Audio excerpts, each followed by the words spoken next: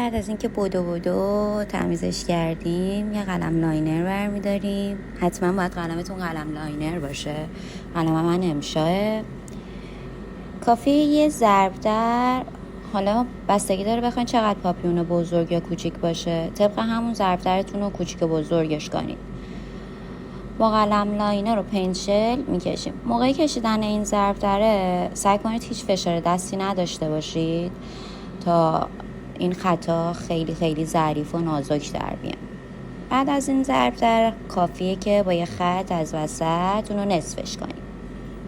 حالا میایم خیلی خیلی آروم و راحت بهش فرم میدیم، خطا رو به هم میرسونیم. یه فشار دست خیلی کم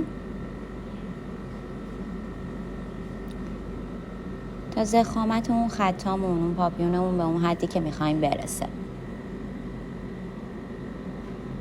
حتما تو این کشیدن اینجور طرح‌ها از پنسل استفاده کنید. من اینجا از پنسل امشا استفاده کردم.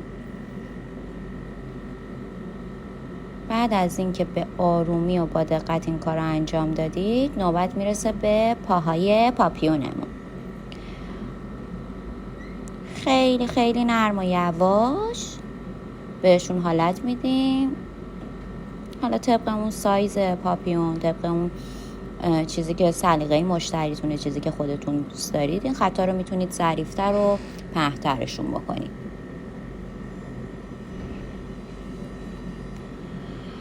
من یه شعار دارم همیشه میگم چشم میبینه دست یاد میگیره. پس حتما بعد از دیدن این ویدیو یه 2-3 تا پالت بذارید این پاپیونه رو تمرین کنید. بعد از تمرینش میفهمید که چقدر راحته کشیدن این.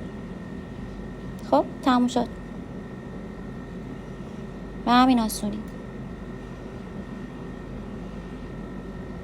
60 ثانیه میره توی یووی.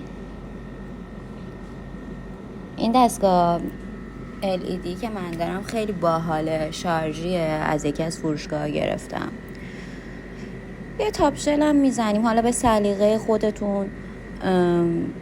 تاپ شاین بزنید، روش کروم کنید، یه خلاقیت داشته باشید دخترها.